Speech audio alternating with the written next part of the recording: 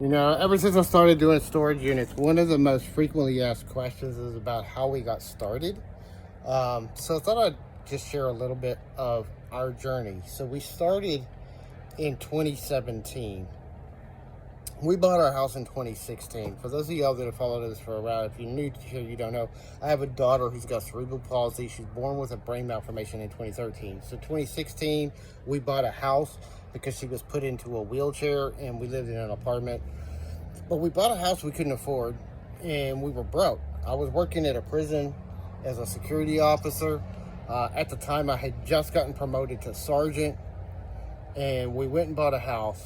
But the mortgage on the house was about what we were paying in rent, but we didn't account for all the other costs, maintenance and upkeep and all that stuff.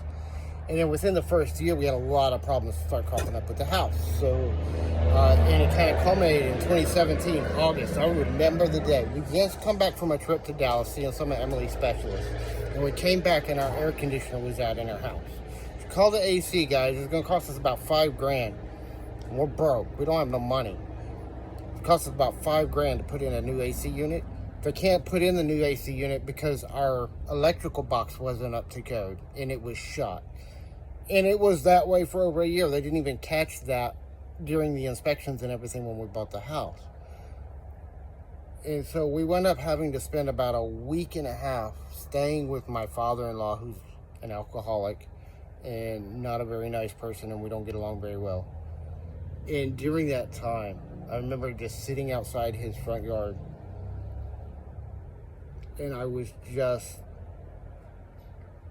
done. I was done with being that broke and done with not having any margin in my life. And I was already listening to the Dave Ramsey show a little bit by then, but I didn't really buy into it.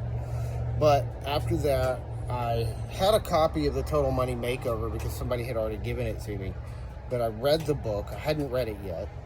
I got my wife and I into Financial Peace University, and we started paying off our debt. We started making some progress.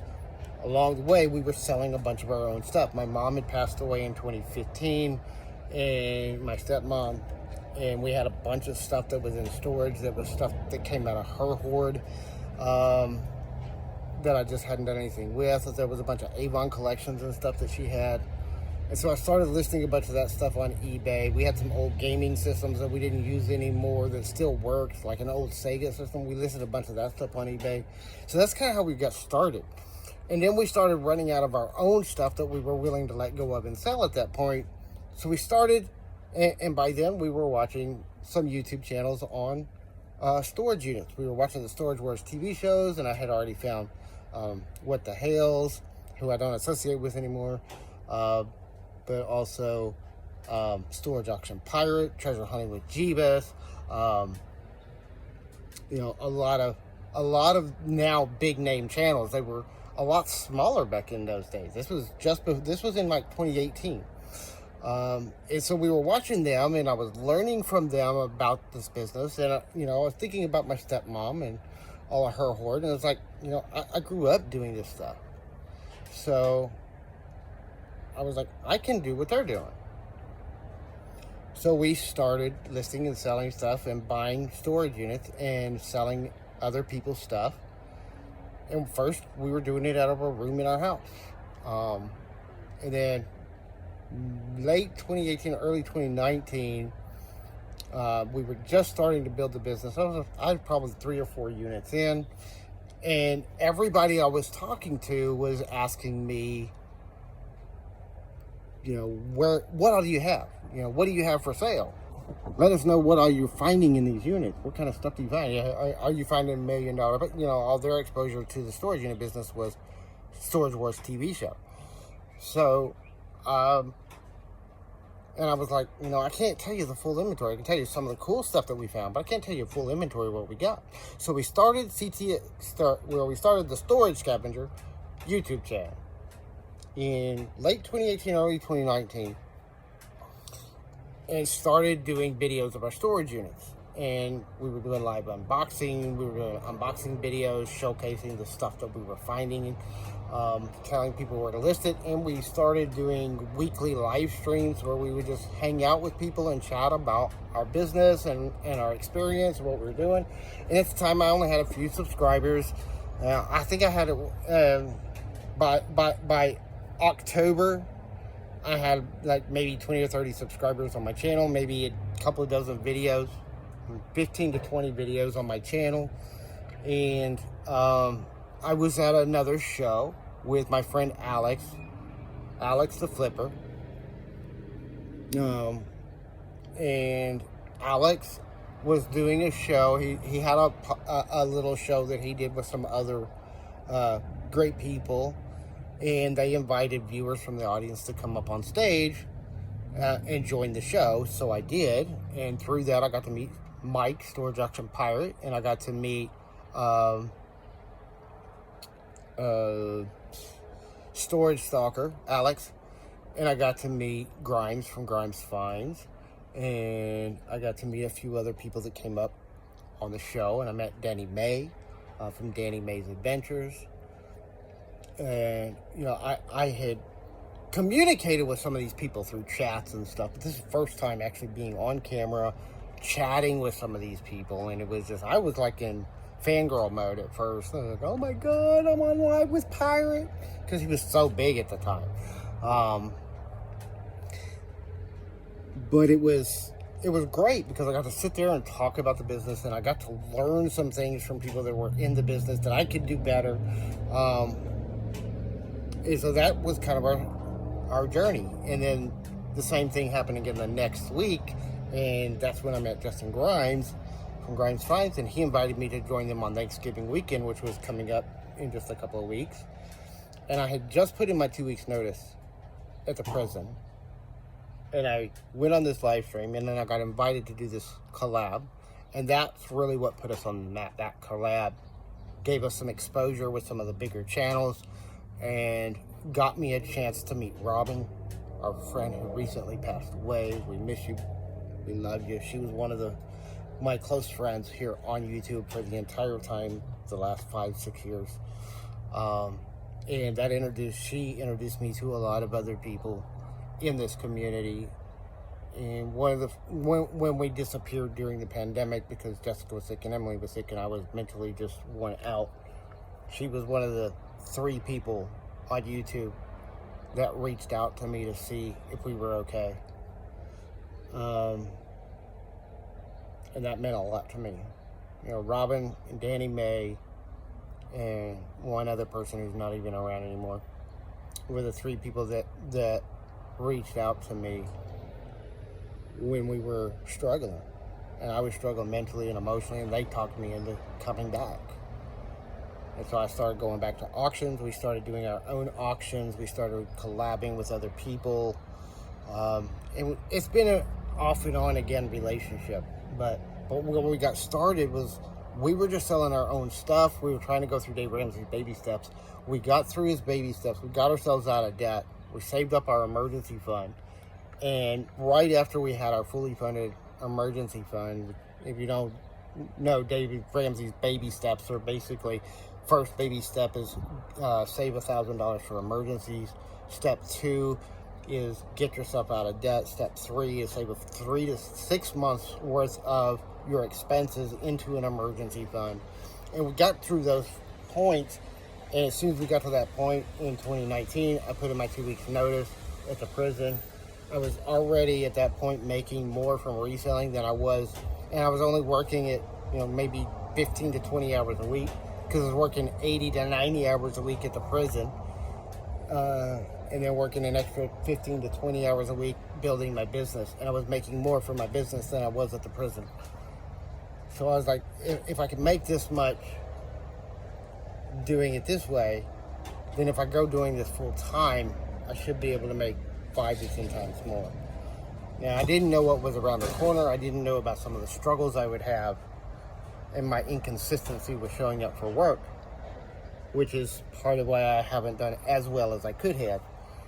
But we've done fairly well for ourselves, and we survived this long with me doing this part-time.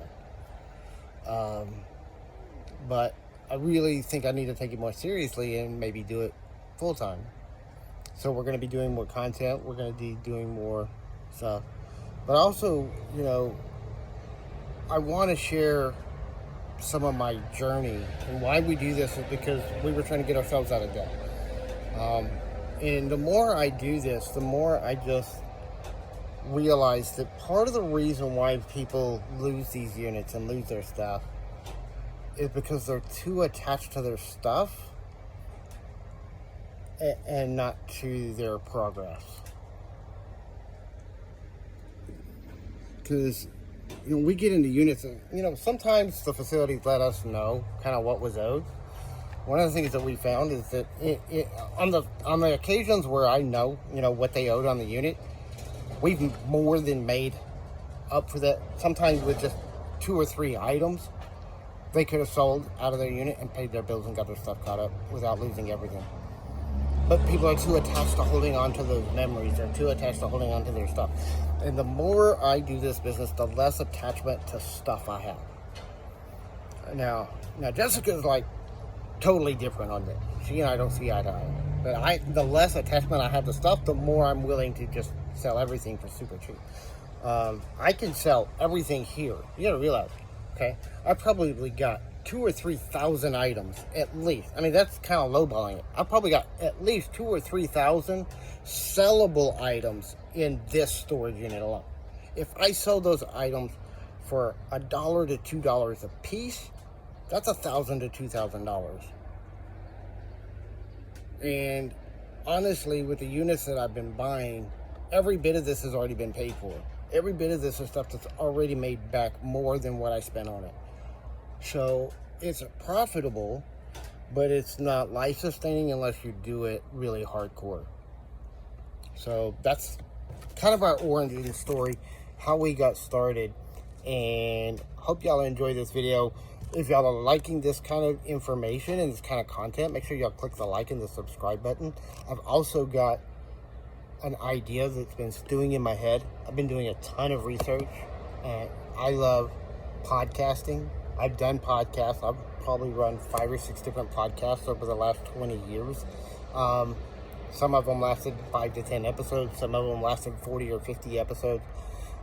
Nothing that took off huge, but I enjoy the format and I enjoy the process of making a podcast. And I'm thinking about starting up a podcast, not so much about the reselling business though. I see a lot of podcasts in the space that are talking to resellers about how to build your reselling business. I'm more in the lines of, I want to talk to other sellers that are selling to collectors and thrifters and people that are looking for deals, and gearing the topics and the conversations with other sellers towards people that are looking for great deals and people that are looking for lost treasures, people that are looking for collectibles, people that are looking for things that remind them of their childhood and that nostalgia factor. Because that's the kind of stuff we find all the time. We sometimes find collectibles. We find normal household stuff. But I also going to be, part of the format that I'm wanting to go with the podcast is to interview other resellers and talk about their sourcing styles, talking about what they're looking for and how they go about doing it. Not just storage unit buyers. I do want to interview some storage unit buyers, but everybody, all the other resellers here on YouTube, some of the sellers that I've met on Whatnot, and just doing some interviews with people. I've got a list already. I've been doing some research. I've got a list of about 120 or 30 questions. We'll probably do like 10 or 15, 5 to 10 questions per episode.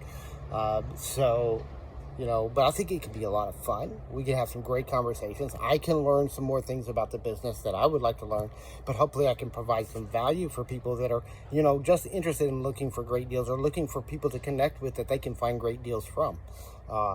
And so I'm going to be reaching out to some of my friends here on YouTube and on Whatnot, and, possibly seeing if some people are interested in coming on as a guest on a podcast that's just starting out. So we don't have much of a following, but, if y'all like and subscribe to our channel, then y'all can get the updates when that podcast starts coming out, and you can find a lot of great resources. And if you're considering reselling, or if you're a reseller, you might learn some tips that might help you improve your reselling business, because that's part of why I want to do it, is so I can learn from other people that are doing it better than I am. So hope y'all are having a fantastic day. This is James from CTX Scavenger. We'll see y'all next time.